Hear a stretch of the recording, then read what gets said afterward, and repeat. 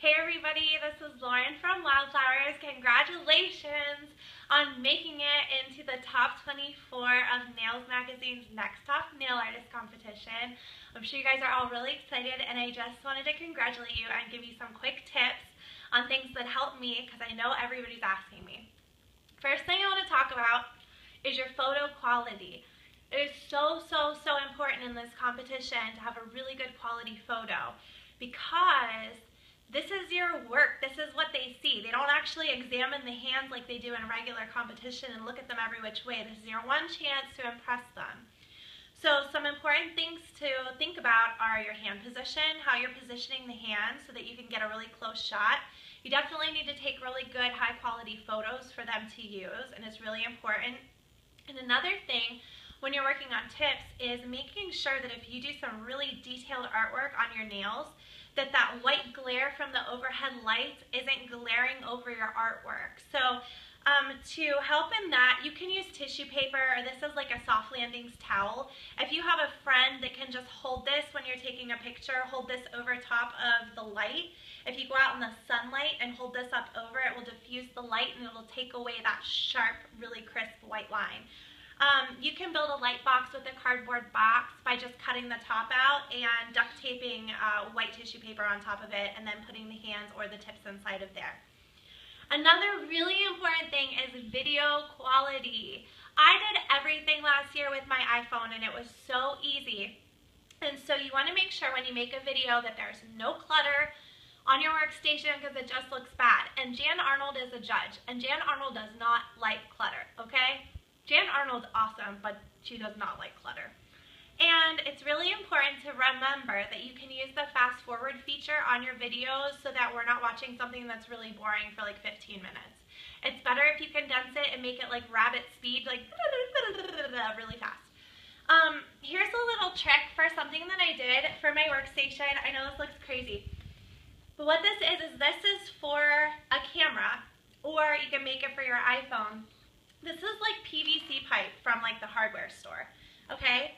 So I had to figure out how in the world to make videos on top of my nail table. So all I did was buy like a really long piece of PVC pipe, and the only tool you need to build this, it's so easy, is a PVC pipe cutter.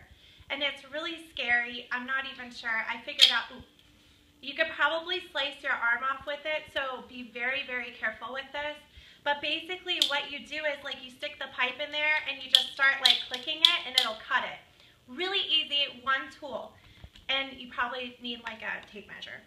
And so anyway, all I did was make, and you gotta buy these little corner pieces and stuff like that. It's like what are those things we used to play with when we were kids? Whatever, Tinker Toys. It's like Tinker Toys. And so anyway, this goes across here, and this whole thing actually sits on the nail table. Oops, there goes the leg. Anyway, it sits on the nail table, and if you have a camera with a screw, you can screw it in, or you can screw a piece of wood here and literally just lay your iPhone right on top of it, and you can video right underneath.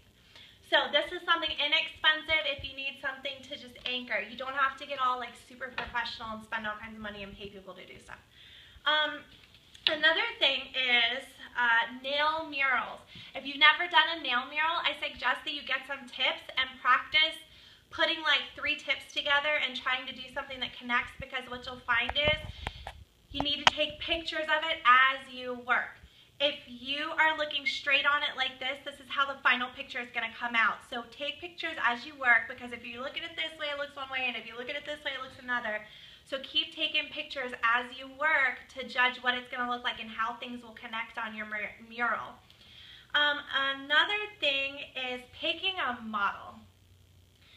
Don't pick somebody with ugly hands. If you notice, Jan Arnold and CMD, their models don't even have knuckles on their fingers or cuticles. So that being said, it's probably important to find somebody who doesn't have like wrinkly fingers. If you can find somebody with really beautiful hands, that's awesome. And make sure you let them know that they could possibly be sitting there for like 8 hours straight. The pinup girl nails that I did took 8 hours, and we had to like feed my model pizza and give her a back massage, and she was amazing. But make sure you let them know, because if they don't know that they're going to possibly be sitting there for 8 hours, it could just be like a nightmare, and you could just want to like stab your model, and that would be bad. One more thing is these little foam things are cheap and they're great for when you're just working on a nail. I didn't know about any of this stuff when I did this last year, so I found out and learned a lot since then. But these little foam things are cool because you can like pull it out of here and do stuff with it, and it's just stuck on there with that squishy tape stuff. So anyway, just some little tips and tricks for you guys. I know you guys will all do awesome, and I'm so excited to see your work this year.